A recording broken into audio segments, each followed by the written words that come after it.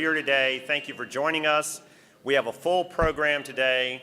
You all represent business leaders, chamber leaders from across the Commonwealth of Virginia, and we thank you for joining us here today. I have some brief remarks, and then I'm going to have Lieutenant Governor join us to bring us greetings. But first, let me say once again how important it is for the business community to come to Richmond and make their voice heard. As President of the State Chamber of Commerce, I want to thank all of our local chambers and leaders from local chambers, over 40 local chambers represented here today, and their leadership from across the Commonwealth of Virginia. And I want to thank you so much for your participation. I'll do some more administrative comments later in the day, but we are going to provide you a list of legislative priorities, as well as provide you the opportunity to go this afternoon and visit members of the General Assembly. And then tonight we have a reception with over 500 people coming and over 50% of the General Assembly and the Governor's Cabinet. The Governor will be here at lunchtime today and address us, and we are looking forward to the rest of the day. I also want to thank our sponsors who are listed on your program, and I also want to recognize a couple of the chambers that here and lead groups that have come in order to, I don't know if that's the Governor, Lieutenant Governor, ring it over there. But I want to thank our sponsors. I also want to thank the groups that are here that represent the leadership. The Hampton Roads Chamber, Brian Stevens, who's brought a large group. The Bedford Area Chamber, Susan Martin. And also the Fauquier Chamber, Joe Martin. I thank our friends from State Farm who bring a large group. And these lead groups, Angela Carter, I think your bus arrived. I saw you. Thank you from Lead Hampton Roads. And the Leadership Fairfax Group with Michelle Gleason. They're all cheering. Let's give them a round of applause. Thank you, everybody, very much for being here today. I'm going to recognize our board members at lunch. I just want them to raise their hands and thank. These are our board members. Raise your hand. Don't be bashful. Thank you very much. Even in the back, thank you all very much. Thank them for being here today. And I'll recognize you all at lunch. Without further ado, we're going to start our program. And we're pleased to have the newly elected and newly sworn in Lieutenant Governor here today. He's a person that I got to meet a few years ago, and he was beginning to travel the Commonwealth of Virginia. He's a person that has continued to succeed in his private sector life and now in his public sector life. And he has begun his orientation overseeing the Senate of Virginia. He's off to a fast start. For purposes of more formal introduction, though, I want to introduce one of our sponsors, and that is a company that is co-headquartered here and in Atlanta. We're so pleased that WestRock has got such a large presence and such a continued commitment to the Commonwealth of Virginia. Matt Wells is the manager of state and government relations, and as you know, WestRock is one of the largest employers in the world. They have 45,000 employees. They have huge facilities in Virginia, and they are the largest exporter out of the Commonwealth of Virginia. Please thank them for sponsorships and for purposes of an introduction, welcoming Matt Wells. Matt?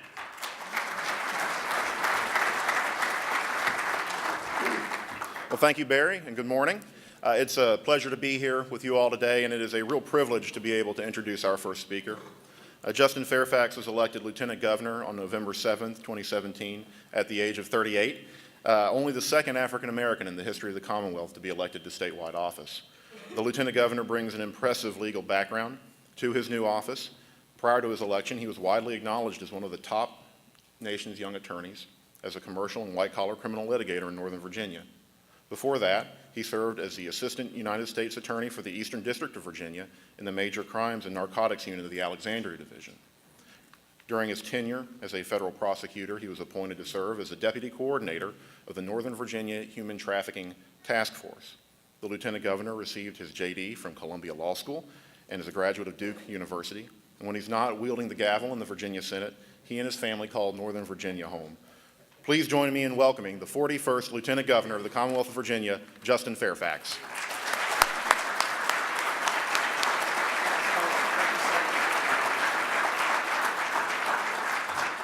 Thank you so much. Good morning, everyone. Good morning. I'm so honored to be with you today. Thank you for allowing me the privilege of addressing you and welcoming you here this morning. Barry, thank you for your leadership of this great organization and all of your wonderful members. We appreciate all the work that you do. I want to thank Matt for that very generous and kind introduction. I'm still 38. I'll be 39 next month, so don't give me any presents. But thank you. I see my friend Bob Holsworth here, great leader in the Commonwealth of Virginia. And I also want to especially recognize former Lieutenant Governor Hager, who would give him a round of applause for his years of leadership. And he is someone who I have admired for many, many years and seek to emulate as Lieutenant Governor, his poise, his intelligence, and his belief that we can always work together to find common ground and common solutions for the Commonwealth of Virginia. I also want to recognize very quickly so you can meet them. Some of you may know him already, but my Chief of Staff is Lieutenant Governor Larry Roberts, who was counselor to Governor Kane. I want to recognize Larry and thank him for his leadership. I pulled Larry away from a thriving practice at Venable Law Firm where he and I were practicing together, and his family is not forgiving me yet, but he has gone back to public service. He was counselor to Governor Kane and one of the great leaders we have in Virginia. My Deputy Chief of Staff, Ed Reed, who is also here. I want to recognize Ed and make sure you all get to meet Ed as well. One of the great leaders we have here, former Chief of Staff in the Senate, and has done great work for us. So I won't be before you very long, but I did want to thank each one of you for your leadership here in the private sector, for making Virginia what I believe is the best place to do business in the United States of America, and we are always working and striving to make it even better. We have such incredible resources here in terms of human talent and capital, and there are so many opportunities to grow our workforce development efforts. It's a priority of Governor Northam and of myself and of others who are focused on this issue. It's a priority issue, I think, for business. We have 175,000 what are called middle-skilled jobs that are open today that are going unfilled, and these are costing our business community tens of millions of dollars. And so what we want to do is to seize that gap to make sure that people are getting the skills and the training that they need to take the jobs that you're producing, to make you more profitable, and to make the lives of our Virginia families that much better.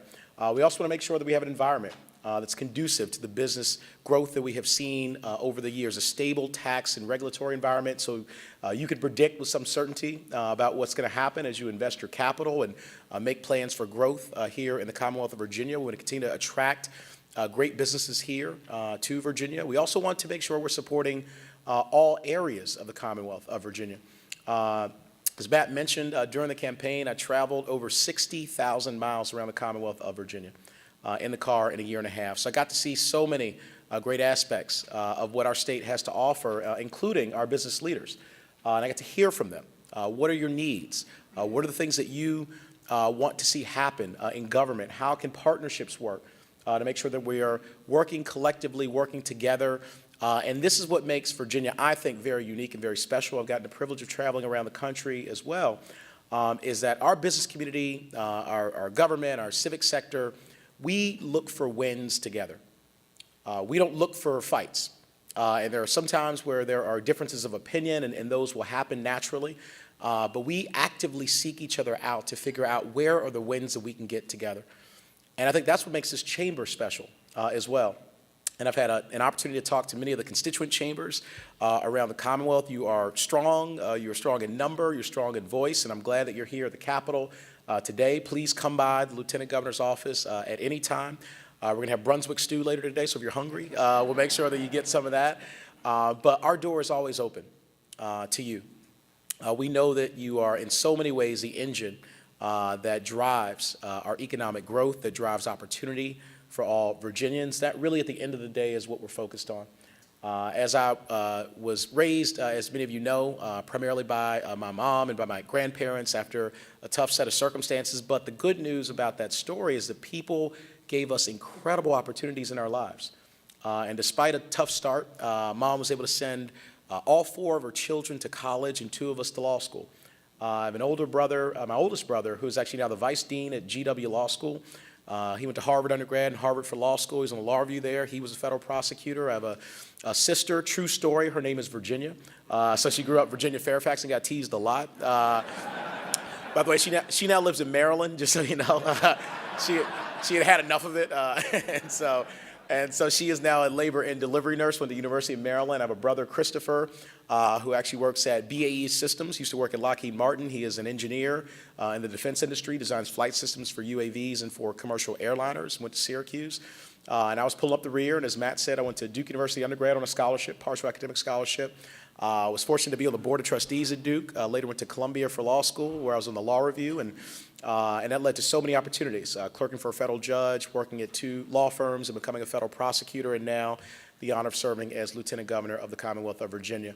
I just share that story because that is the quintessential story of opportunity. It's the quintessential story of what's possible in Virginia and in this country when we fight for opportunity for everybody, when we unlock the potential in everyone, no matter where they're born, their gender, who they love, what country they come from, what their last name is. And this is something the business community has recognized for many, many years.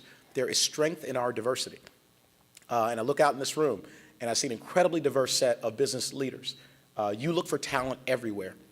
You look for the best and the brightest everywhere. And you don't care whether they're Democrat, you don't care whether they're Republican, you don't care what part of the Commonwealth they come from. You want to unlock that potential in every single person and in every single region and in every single family.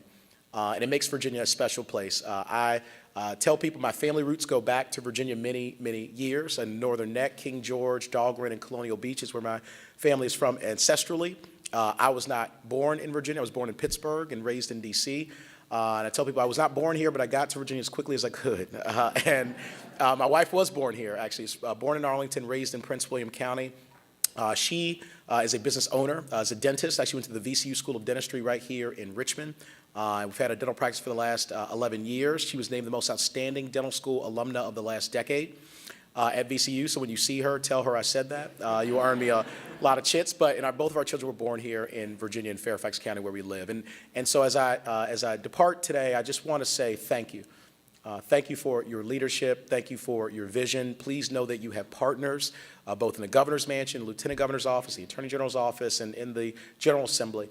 We're here to support your work. We're here to work with you. We're here to find wins together. So God bless you. Have a great day at the Capitol, and come get some stew. Thank you guys so much. Thank you.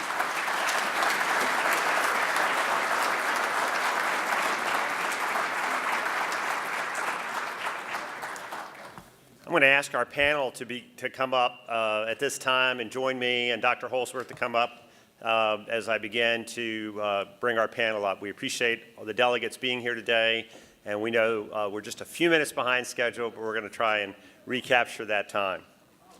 Delegate Tim Hugo, Delegate Matthew James, Michael Wiebert, and David Toscano. Let's give them a round of applause and ask them to come up and join Dr. Holsworth.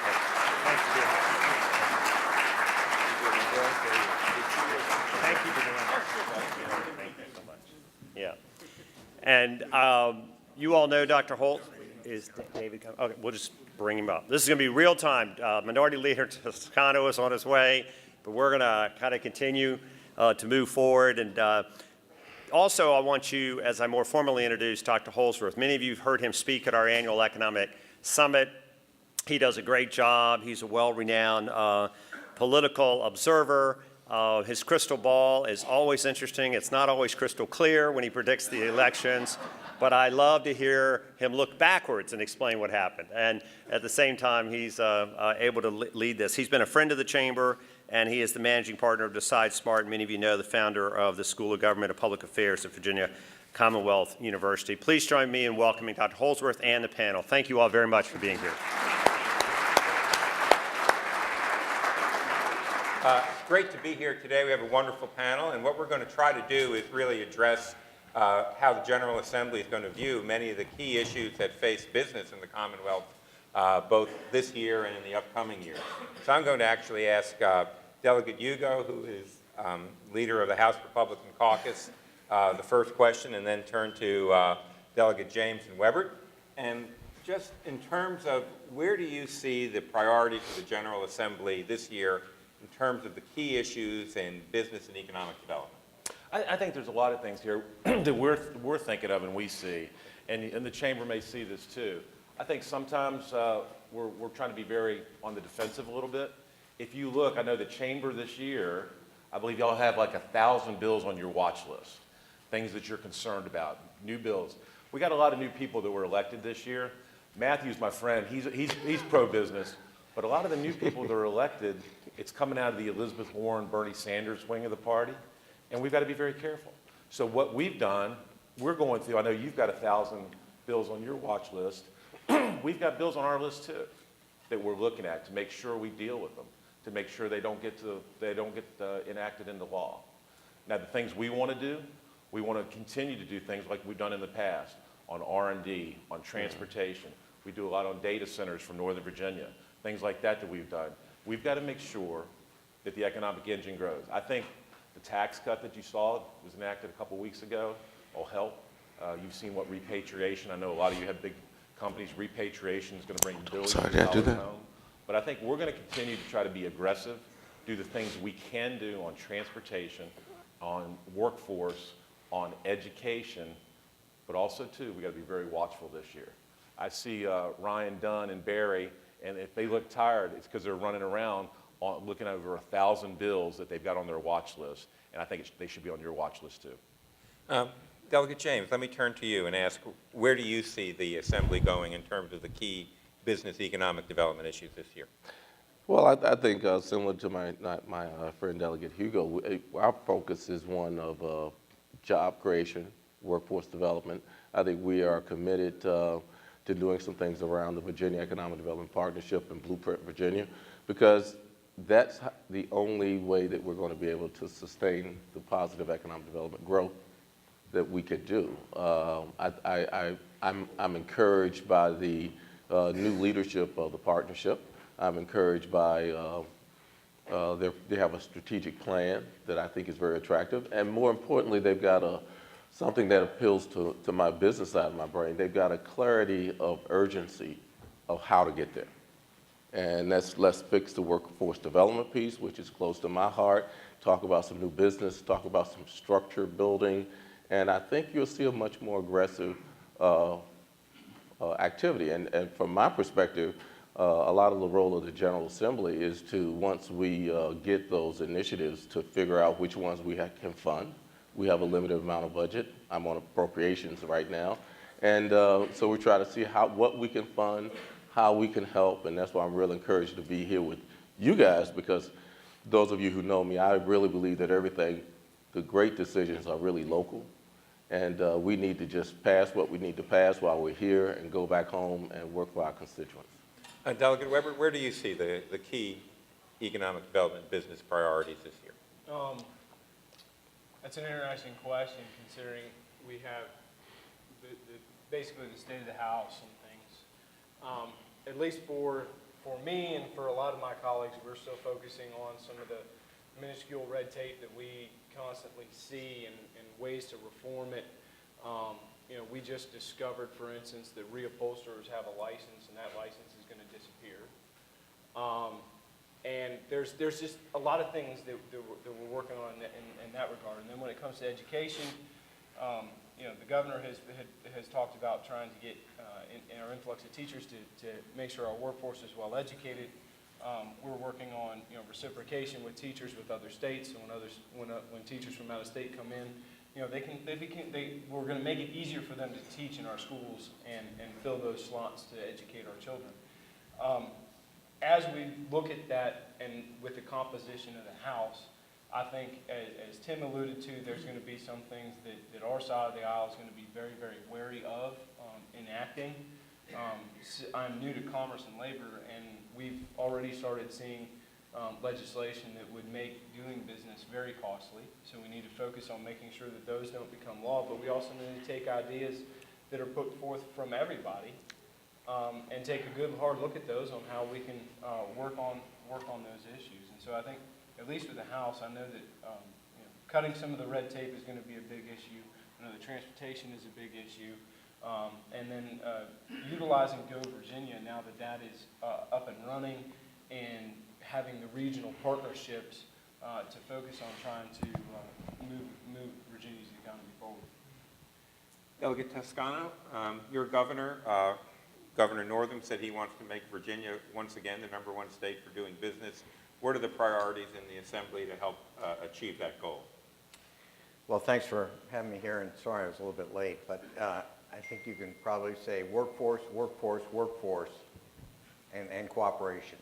And I say workforce, workforce, workforce because if you don't have a good workforce, it's hard to fill the jobs that need to be filled to create this 21st century economy, this new Virginia economy that we want, that is a diverse economy and isn't totally dependent upon federal largesse.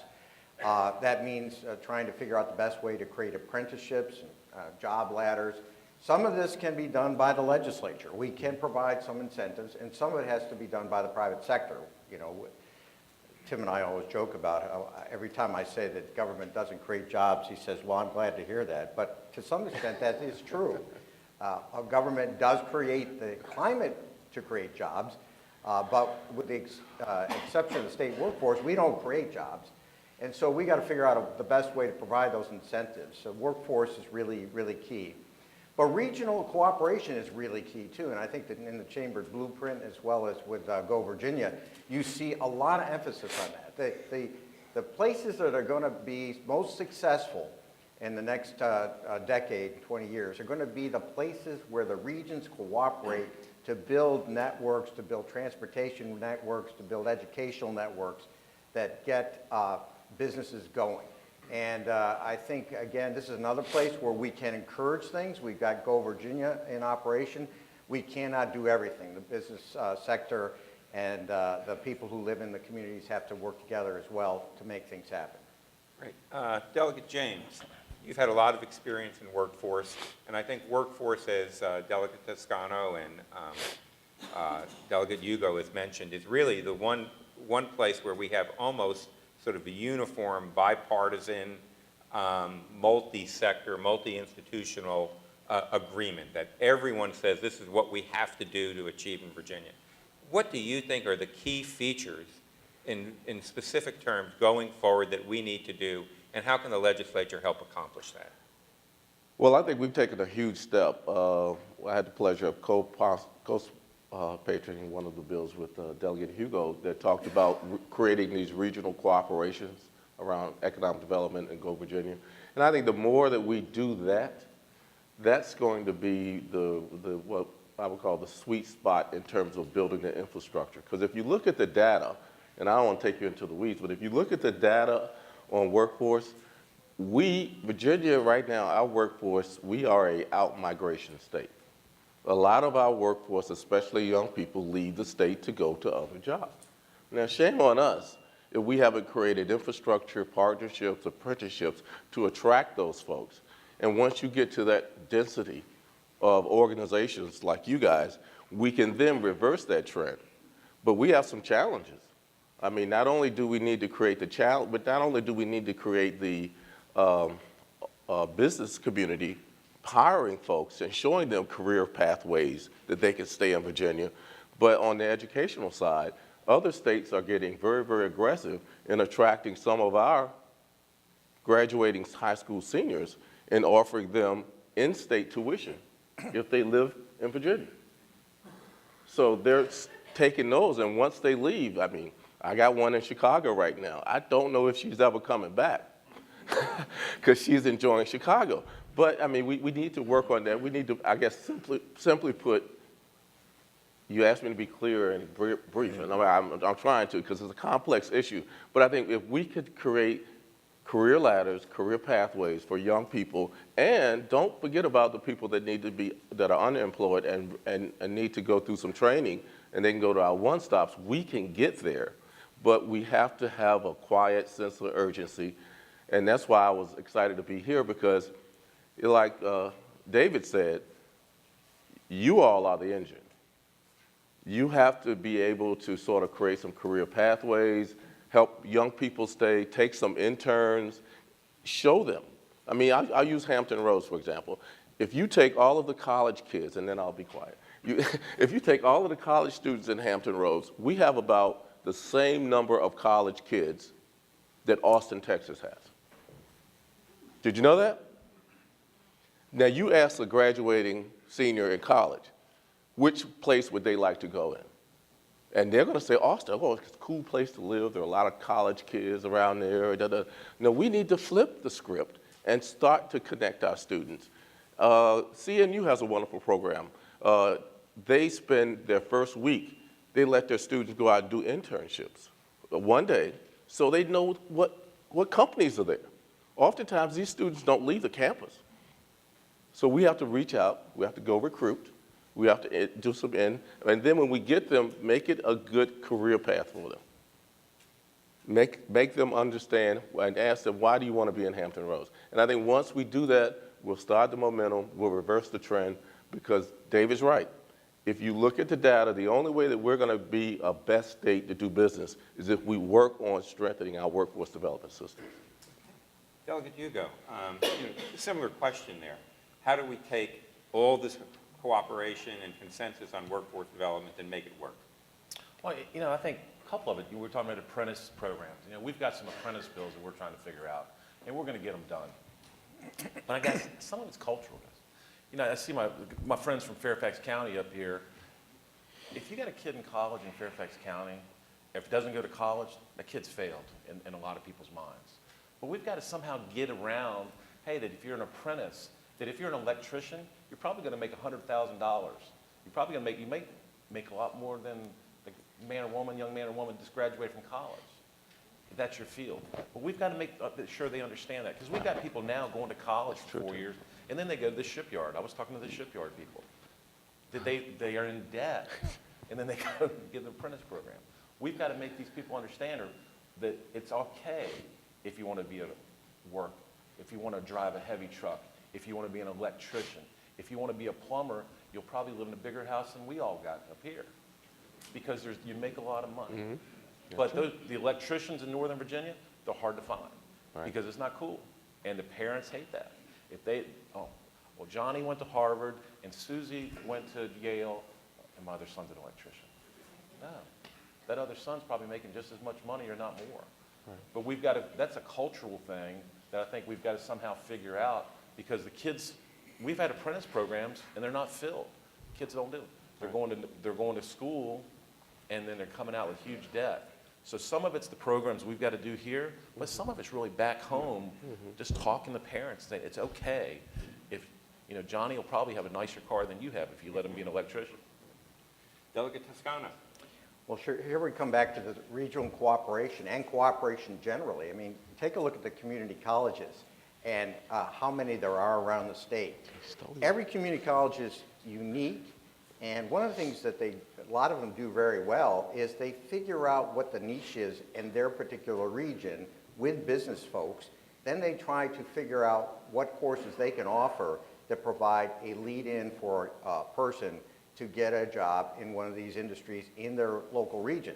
So that's where that regional cooperation works. But it's not just just the community college. I know we're in the chamber room here, but labor offers a lot of apprenticeships, and the IBEW are really great at turning out really quality electricians. So it's not just government that can do it.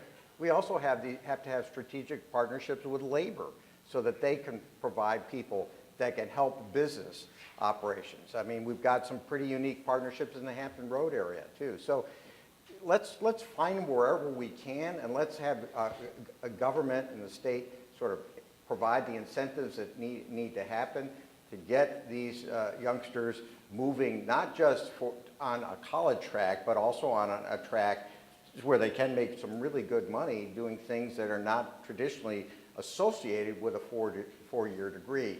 We're also going to have to look at how we do high schools and how those link in through the community colleges, because we've been operating on a model for 100 years about how we do high schools, but we have to think some new creative ways in how we do that so we can provide this labor force for the future. Delegate Weber, you represent a pretty extensive district. What seems to work in workforce development in your district, and what's not so effective? All right, so I'll just say that all three gentlemen have hit on a lot of key points when it comes to workforce development, when it comes to having folks being employed. Delegate Toscano stole my community colleges because I was talking to you. And I was like, oh, man, he took my talking point. Because I represent Lord Fairfax, and you know, through partnerships with our private folks, we have some folks, some very generous folks that have donated to Lord Fairfax, and with the state's bond package last year, 2 years ago, we now have, we're going to be developing a new building for nursing and electricians, et cetera, because those are the spaces in our district we're going to find the most need. Particularly in healthcare, when it comes to nurses, we're going to see a shortage. We're going to start seeing folks retiring, particularly since the stock market keeps going up. You know, when retirement packages look really nice, they can retire and live quite comfortably. So we need to utilize our colleges, our community colleges, but we also, I think, we also need to utilize, we have some very talented and aggressive young people that are in the Commonwealth, and those folks, we need to utilize dual enrollment, streamline dual enrollment, so that when somebody's coming out of high school and college, you know, when they go to a 4-year college and they only have 2 years left, it is almost uniform across the state as to which college they're going to. They already know that they're taking a base. Because those young folks, as they come out, have a variety of options when they come out of college, and we want them to experiment. We want them to discover their career. The other thing is, as Tim alluded to, there is in my mind, a cultural distinction when it comes to hard work and getting your hands dirty. I farm for a living. I get my hands dirty every summer. I get my hands dirty and greasy and nasty, and a lot of folks take pride in it. I take pride in it. There needs to be something, we have an opportunity, at least in our high school curriculum, since we are in the process of reforming SOLs, to provide some of this stuff. Everybody says CTE, CTE, but you can utilize CTE to teach other things.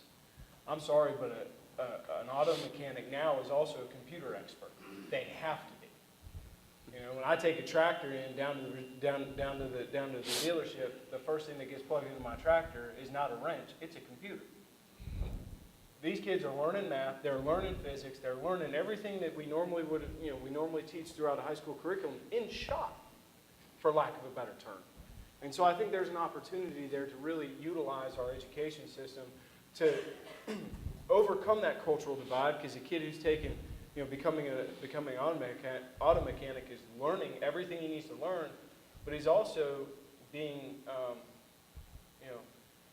attuned to, hey man, it's okay to be an auto mechanic. You're going to come out making $67,000 a year. That's a good thing. So I think those are some of the opportunities that we have moving forward. I'm going to keep you talking, Delegate Weber, and ask another question here. And this is a challenge that's identified in Blueprint, that Stephen Murray identified it, and it's been identified in a lot of national literature. And that has to do with sites and site development in Virginia. That what Stephen Murray and Blueprint say is that in Virginia, we don't have enough available, ready-to-go sites right now, the mega sites. In fact, yesterday, the Wall Street Journal, you may have seen, did a big story about North Carolina losing its bid for that Toyota Mazda plant. And what they said is that in North Carolina, they have the same situation, that they don't have mega sites available, and that Stephen Murray has said that we are losing out in terms of bidding for company relocations and manufacturing sites and distribution sites because we don't have ready-to-go sites. What do we need to do in Virginia to get those sites and to address that problem? Ironically, I read that same article last night. And it's interesting because as we start utilizing some of these partnerships, so for instance, we had a bill in county, cities, and towns that had to deal with who pays the taxes on some of these sites in regards to, our composite index and how our schools are funded, because I guess it was Danville and the surrounding county are working collaborative to produce to have a mega site, but that site sits in the county, so the county then deals with the brunt of that taxation. Meanwhile, Danville is also a participant in that, and so as the localities begin to figure out as their regions to be able to utilize some of these things. So for instance, in Fauquier County, we have our airport. Our airport is zoned appropriately for sites you know, the regions need to get together and say, well, what do you have? What do you have that we can bring? You know, databases. We have some database, you know, some big databases that are going to come into Remington because we have sites that are ready. I think that's where the chamber and a lot of businesses can really be hyperactive when it comes to that, because you all are trying to bring businesses or expand, more importantly, expand your business and say, hey, there's sites in and around Roanoke, there's sites in and around Hampton Roads where they're already zoned appropriately, they're by right, hey, we need infrastructure, okay, so let's work on that and have a regional composition. So I think that's going to be going to lead towards getting some of these mega sites ready, because that's one of the reasons, like you say, North Carolina lost Toyota. Delegate Toscano, same question. That what we have here in some circumstances is that we have, you know, a site, but the localities, or in some instances even the region, don't have enough resources to put in the infrastructure. How does the state operate to address this issue and challenge? Sure. Well, it's not just the sites, it's also the supply chain, because some companies won't want to come, even if they had the best sites in the world, unless they have a supply chain to get the things to the company to do the work. But we have a couple of vehicles. We have the Governor's Opportunity Fund. We fund that through the budget, and we can use that for infrastructure. I think we have a Mega Sites Fund as well that there's money in the budget for. But beyond that, regional cooperation comes in here too, because let's say you've got a site in a big county right next to a smaller city. You know, it makes sense for the smaller city and the bigger county to work together to figure out what's their piece of the infrastructure development, and then figure out what's the revenue sharing that can come out of that. One of the things about Go Virginia is it allows us to do that. You got to be careful. There are several bills out there that would foreclose the option of having or provide a disincentive for localities to work together to create these revenue sharing agreements. That would make it much more difficult for regional entities to cooperate. So there are a couple of things we can do and we will do to encourage that. Delegate Hugo. Well, let's talk about infrastructure a little bit. And so I'm seeing Jim back there, my friend from Virginia Natural Gas. Energy is part of our infrastructure, and it's some of the things we're going to have to address. And y'all got to be very careful. I want you to look at everybody that got elected this year and ask them what they think about natural gas, what they think about oil, what they think about power lines, and what they think about infrastructure. Because energy, the companies are not going to come if we don't have the infrastructure. Now, I think it was cold. It's nice today. A couple of weeks ago, it was cold. We almost ran out of, I heard we almost ran out of natural gas in a couple places. Hampton Roads. Thanks to Jim, he got it all delivered. So thank you, Jim, all my relatives. But think about it. We're not going to have any more pipelines if we're not careful. Some of our people, no more pipelines, no more power lines, unless it's a solar panel on top. Now, I've carried and passed more solar bills in the last few years than I think anybody. But I'm part of the all the above crowd. I once said that I'm kind of like Mark Warner, all the above. But a lot of people, if it's carbon-based, if it's power line, or if it's pipeline, it's evil. Now, that's the infrastructure we really need to be careful about, folks, because companies are not going to come here unless they see a reasonable opportunity for energy, unless they see a reasonable opportunity on all these things. And I think we've kind of been peace, love, and happiness up here, but I want all of you to think about what we're going to do from the business community. I said, Barry, y'all got 1,000 bills on your watch list this year. Everything that y'all took for granted when we had 68 members in the House, minimum wage, it's not going anywhere. Minimum wage, project labor agreements, all these things, now it's 51-49, it's a lot closer. You need to be paying attention. And I'll make it even a little scarier. One of our members is sick for the next 2 or 3 weeks, so it's 50-49. So all the Republicans, we want you to know we have a food taster and a doctor that follows us around. And Barry provided just to make sure we're healthy so that you'll have energy and so that you won't have the unions and these problems. So, but infrastructure, this energy infrastructure is really something we all need to think about, because some people just, if it's carbon-based, if it's oil, if it's natural gas, they just don't like it. And that's infrastructure that we don't have, and we're going to be sorry for the business community if that happens. But, you know, this becomes even more fun because both Tim and I have really bad backs. and we're trying to figure out who's going to go away first to get their shot. So let me know if you leave, and then we can change all the rules, and we'll be in control. Delegate James, sites. I think Stephen is 100% right at Virginia Economic Development Partnership. I've been doing economic development, workforce development for too long. It used to be, when I first got started in this business, it was like you could show a prospect a site, greenfield, and explain, well, we can get you rail in here. We had a rail fund. We had a highway. We could say, hey, the workforce is going to be there. It's not that way anymore. These companies, and you all know this, I'm sort of like at my dad was a minister. I'm preaching to the choir. You get eliminated if you don't have the stuff already there. And I think that we're doing that. We're sort of, as my grandfather used to say, priming the pump. He was a farmer in Bertie County, North Carolina. We have to offer incentives. And I think the most effective way to do that is we're trying to get the cities to, guess what? Regionally cooperate. Look at what industries do they want, what assets do they want, prioritize, so that, you know, what are their compelling, sustainable advantages? And your blueprint gets to that, so that we're not all fighting for the same project, because we got different sites. But we need to get our sites at a turnkey point, so when the prospect shows up on the ground, we can say, we don't need to show them a big, nice visual of what the building might look like when you put a parking driveway. No, the site needs to be there. The infrastructure needs to be there. And so we can say, we can make this site happen. And on the workforce side, we need to challenge the community colleges to say, okay, the minute company ABC agrees to come, not only do you have a building that's going to be coming out of the ground much quicker than any place in the United States or internationally, but we can set up a workforce development pre-training program so that by the time the building is opening, you can get people who have been pre-screened, pre-trained, so that day one, you are fully operational.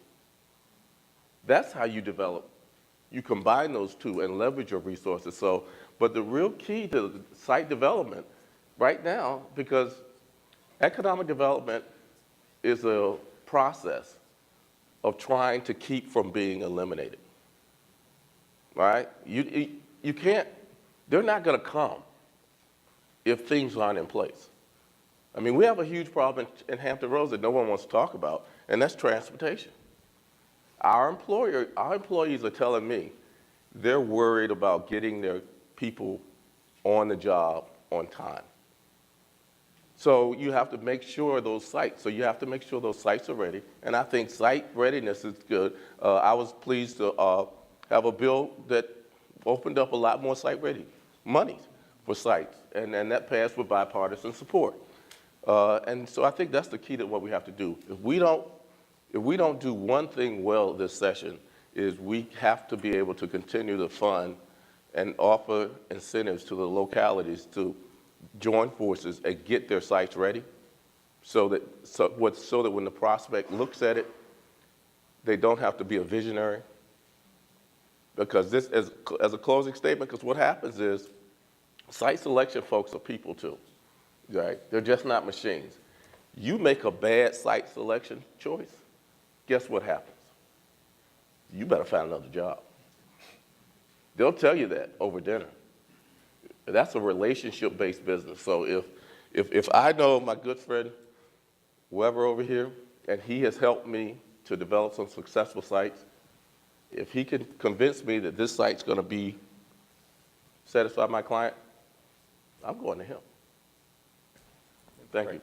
Okay, well, let's get away from the peace, love, and understanding in terms of the non-controversial issues.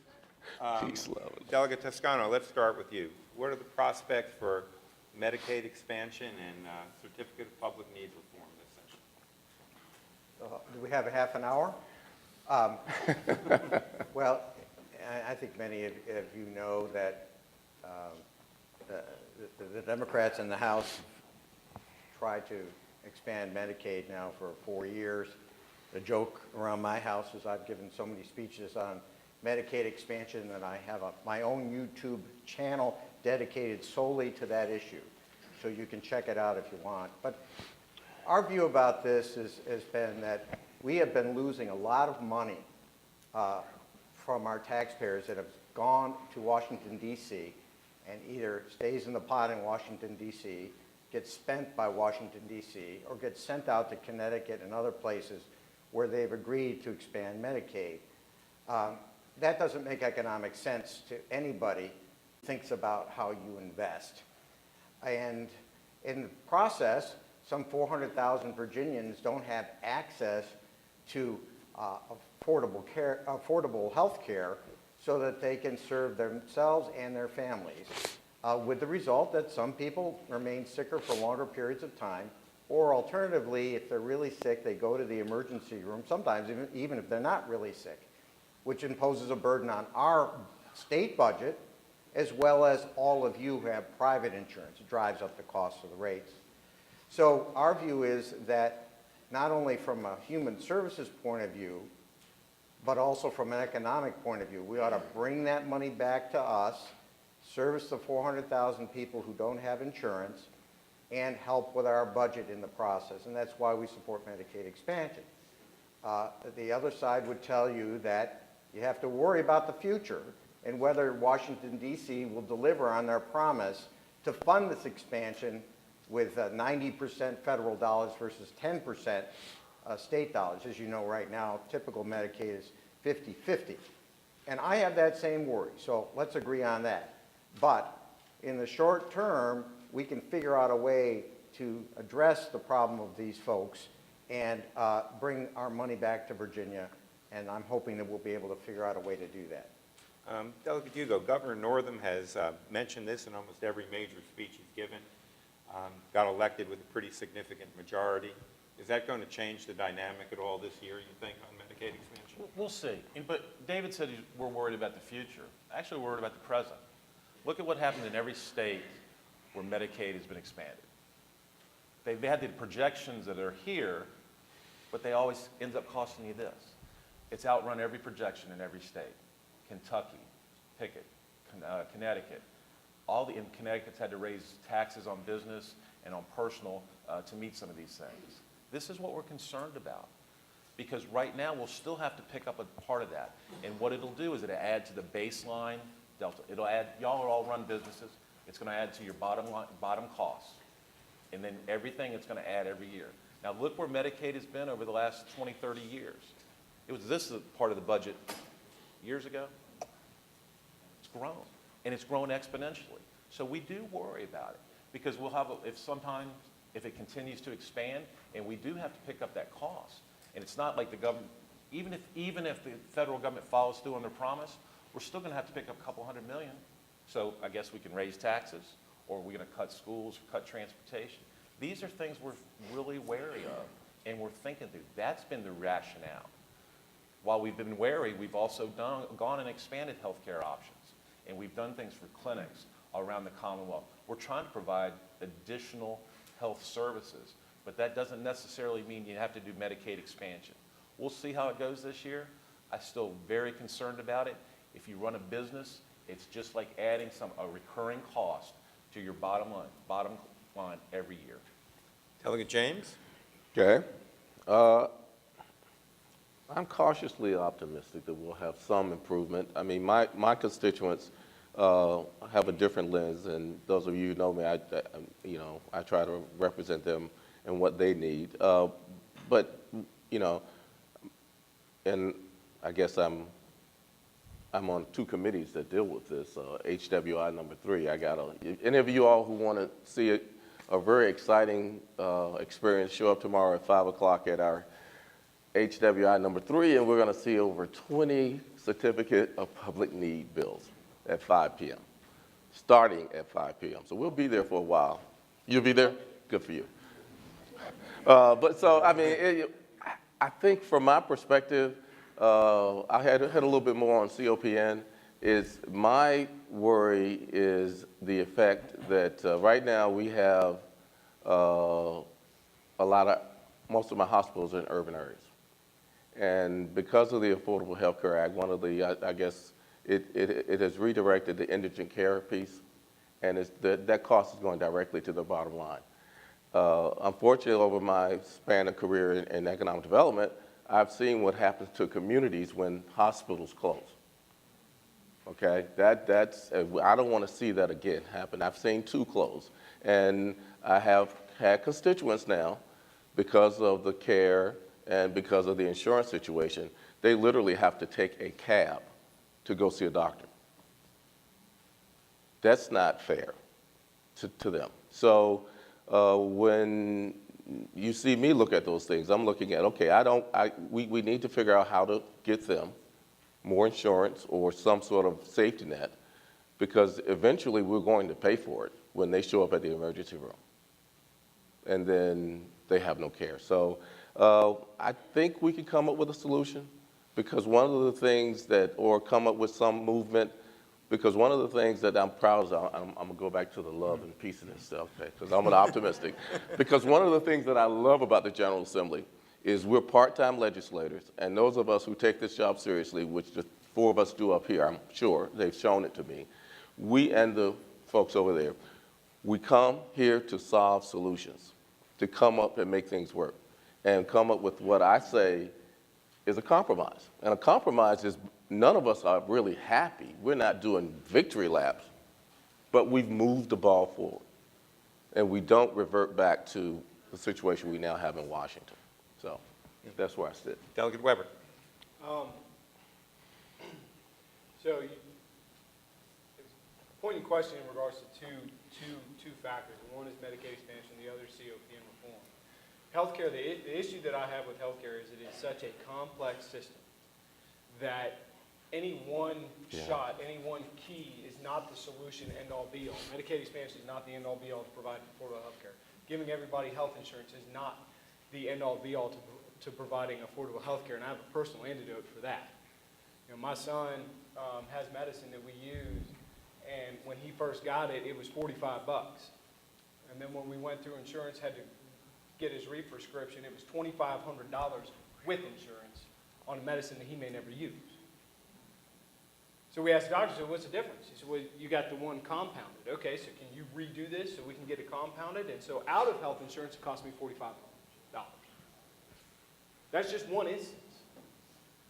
And when you talk about Medicaid expansion, you have states now that are clawing back because it is overrunning their budget. So if things are going to be done, they need to be done very, very cautiously.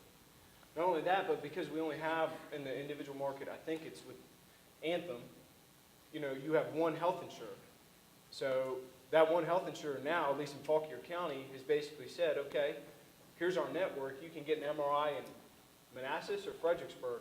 Meanwhile, Fauquier Hospital is sitting with an MRI machine that they've had for a decade that won't be used. So you have a very difficult system that any one key is not going to provide the end-all, be-all to help. And so we need to take a very worried approach and a very cautious approach, but also an informative approach. And when we stand on the floor and give speeches about Medicaid expansion and 400,000 people, yes, but you also have to understand that you have doctors that take Medicaid, right? There's only so many of those. When you put in a massive supply,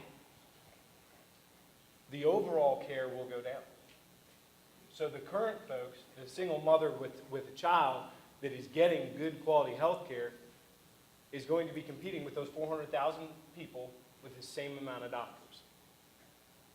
So we need to be cautious. And again, I'm cautiously optimistic that we can find a solution or begin to chip away at solutions. And on the numerous subcommittees that we see some very good ideas from both sides of the aisle that need to take a look at things, and we need to look at all of the ideas, regardless of how, who carries it, and see if there's a shred of truth there of things that we can use. So, We have about a minute left for everybody, and I'm going to ask this one final question that gets a little bit to what Delegate Hugo was speaking about.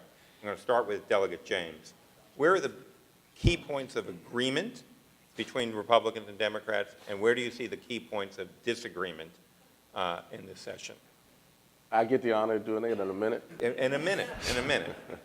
Key points in agreement, I would say, is economic development, workforce development, and job creations. Disagreements, you've just touched on it. I think, what do you do about Medicaid? And I think from a standpoint of looking at budgetary priorities, where do you spend the limited tax money? Because we only have a certain amount of money to spend. So how, I think oftentimes when you get below that top three, where are the other priorities? 40 seconds, that was great. Delegate Weber. Ditto. Is that fast? No, I think there's going to be a lot of, over the course of the next couple of weeks, there's going to be some interesting points where we hit, for lack of a better term, partisanship. There's also going to be some points for lack of a better term, where we're going to have regional disagreements on how things are going to get done. I think Delegate James hit on some key points in regards to where we are going to move the ball forward. But I think as we move forward, obviously the most important thing that we do every year is the budget. And I think you're going to see a variety of different priorities coming out of the General Assembly this year. And I urge you all to look at them and look and see where are the priorities for your region and contact your legislator. You know, I think there is mutual agreement when it comes to education. It's just a matter of how much, or you know, how we go about doing things. When it comes to economic development, it's a level of agreement, but it's a matter of, you know, how do we dedicate our resources to that? Because we have to be, we want to improve the lives of our constituents. That's why we're all in office, all 140 of us. I truly believe that. And when we, you know, put things forward, there's going to be moments where we're going to clash on particularly how to get things done. You know, we all have the best interests of our constituents at heart. I think it's just a matter of difference in policy and methodology on how we get there. Delegate Toscano, where's peace in the valley and where there's some conflict? Well, I think the good news is we have a broad philosophical agreement that we want to have more job creation and more economic development. There is sometimes there are differences. I think Democrats think more in terms of what is the investment going to be. I mean, we put in tons of money into the ports. We put in a lot of money in Dulles Airport. We believe strongly investing in state dollars in transportation. The Democrats a couple of years ago were the people in the House that made the transportation bill get passed. And it was controversial because it actually had to raise some revenue, which is a shocking thought that we would have to raise revenue to pay for roads, but we felt we had to do it, and sometimes you have to do that sort of thing. The good news as well is I think there's a broad consensus that we have to improve our educational system. There are little differences of opinion on how you go there. Democrats tend to want to invest more in the public schools. Republicans have joined with that in the last few years with the budget. We have a hard time with the social issues. I mean, guns, there's a lot of disagreement about gun safety in the General Assembly, but does that really make a huge difference in everyday people's lives? I'm not sure. One bill we didn't talk about, we should have sometime and maybe later, is the whole rate freeze bill related to energy, the bill that would have repealed Dominion's rate freeze and APCO's rate freeze, and we don't have Peterson time. may be here. But in the future, it's a big bill for business, by the way, I think, and you all ought to watch it. Delegate Hugo, you had the first word, we give you the last word. Well, one, thank you to the Chamber for having this today, inviting us, and for all you guys do. You all make a difference. I hope you know that. It makes a difference when you show up at our doors, and I hope you'll do it and continue to call, because we do listen. The things I think we agree on, probably higher ed funding and public school funding. I think that's something I think we're all pretty good on. The things we disagree on are some of the things that I just told you about, and that y'all need to watch. You know, we need to make sure, like I said, you need to make sure all these 50 that on our side are healthy, and Tommy Norman's still the majority leader. Because let's look what happened today. We're going to vote on issues like reinstating the estate tax. That's a vote's happening today. Yesterday, I just defeated a bunch of bills on workers' comp from a member who says, I'm not a Democrat, I'm a socialist.